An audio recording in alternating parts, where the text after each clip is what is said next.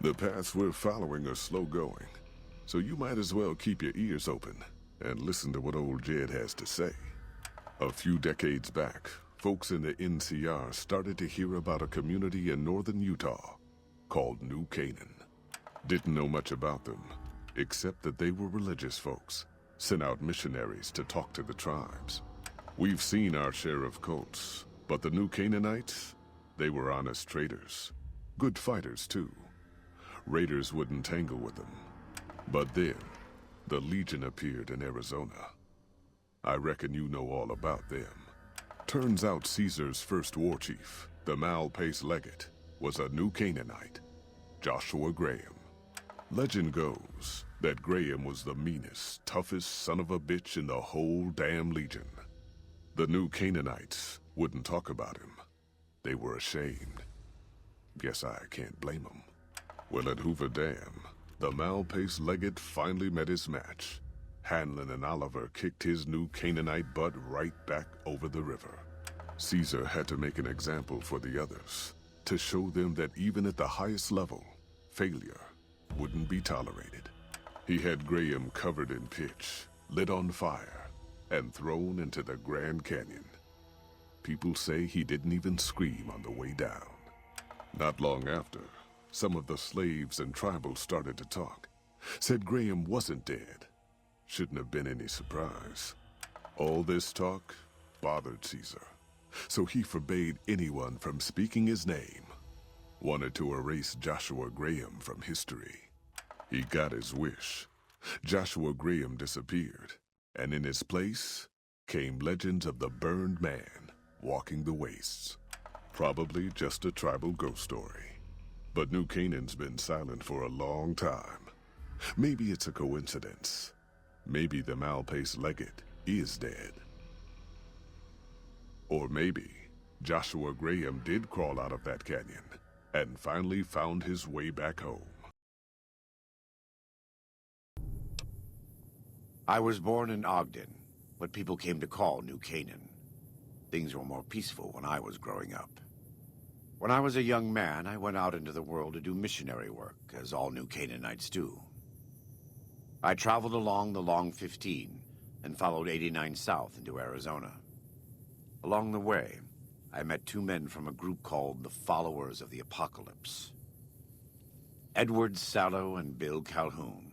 They came to teach the tribes. Calhoun was a good man.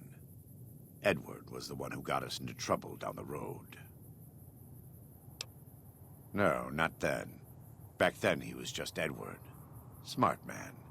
Young, but we all were. We thought we could hike into the Grand Canyon and talk to Blackfoots. We met up with a Mormon missionary who already knew a bunch of dialects. Joshua Graham. He was supposed to teach me, but before that went too far, the Blackfoot tribe captured us to hold us for ransom. And the Blackfoots were friendly enough at first, but eventually... I've thought back to that day so many times. I must have mistranslated. Something must have been mixed up, because the Blackfoots decided we weren't going to leave. The rest is history, assuming Edward hasn't changed it. They were a backward bunch, but the real problem was they didn't know how to fight. The Blackfoot were at war with 7 other tribes, each just as pissant as they were. But outnumbered like that, they weren't going to last long. It's one thing to be taken hostage, another to be lashed to a sinking ship. So over Calhoun's objections, I decided to take certain steps.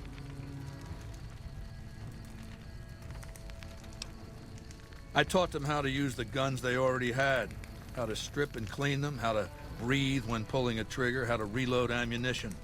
They looked at me like I was some kind of a sorcerer. So I taught them how to make explosives and started drilling them on small unit tactics. If there's anything I learned as a follower of the apocalypse, it's that there's a lot of good information in old books. Kaibabs joined me, and the Fredonians after that. All the pissant tribes with names that should be forgotten. I knew from the start I'd need to eradicate this plague of tribal identities, replacing them with a monolithic culture, a uniform identity. So that's what I did, once my confederation of tribes was large enough. I crowned myself Caesar and created a single great tribe, my legion. I sent Calhoun, the follower captured with me, back west with a message that I should not be interfered with. Joshua Graham, the Mormon interpreter, stayed with me and served as my first legatus. This way lies the path to hell. Caesar needed me to translate. Translation became giving orders. Giving orders became leading in battle. Leading in battle became training, punishing, terrorizing. A series of small mistakes before a great fall. And I stayed in that darkness until after Hoover Dam. After I failed Caesar and he had me burned alive, thrown into the Grand Canyon. In big battles, Caesar deploys his legionaries in waves. Recruits up front, prime soldiers behind the recruits, the old guard bringing up the rear. Opponents wear themselves out dealing with the first two waves, if they survive that long. When the veterans step up, there's not much fight left. Caesar can adapt, though, and when required, he can run any mix of legionaries as skirmishers and still retain order in the ranks. Joshua Graham, Caesar's old legate, he wasn't so flexible. When the Legion attacked Hoover Dam, General Oliver ordered his troopers back to the middle ground just after first contact.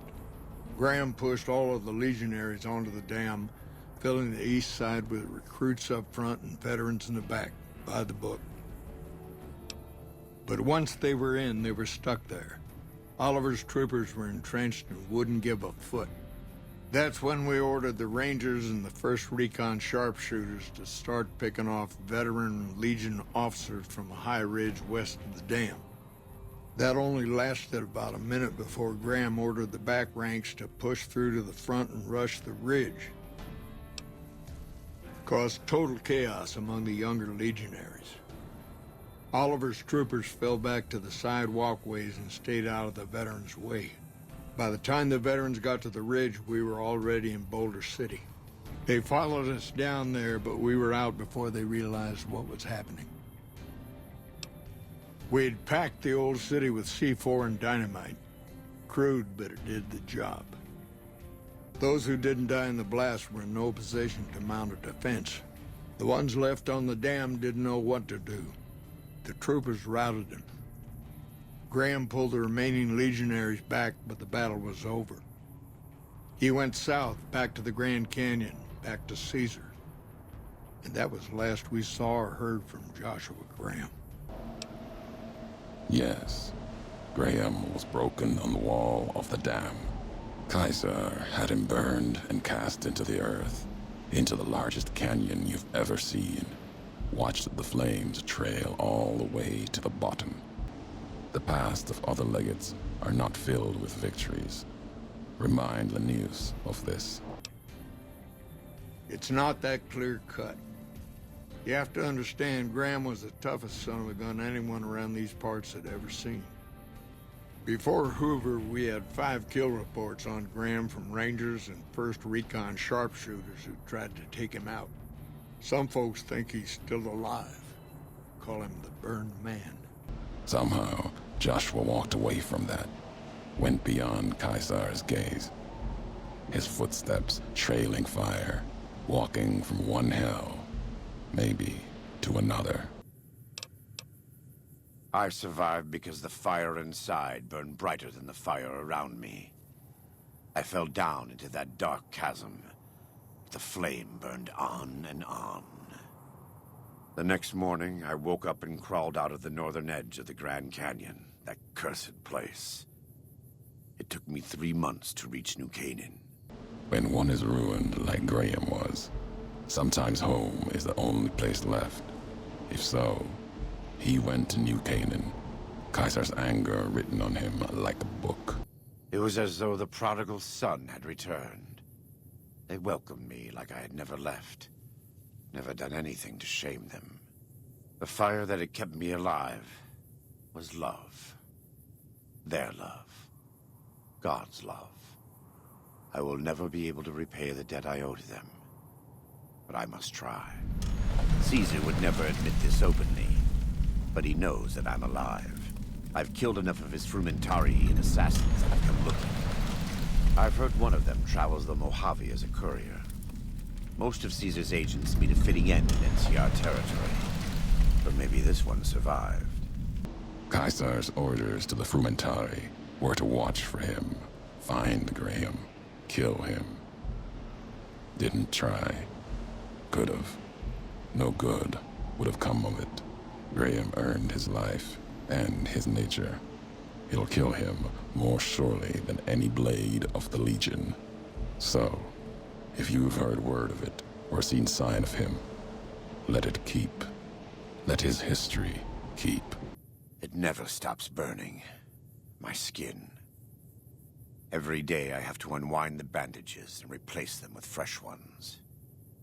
Exposing my body to the air is like living through it again. But it's better to be clean than comfortable. Given those two choices, yes. In the best of all possible worlds, they would just leave us in peace. But they won't.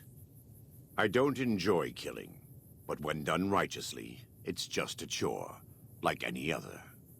Practiced hands make for short work, and the good Lord knows there's much to be done here.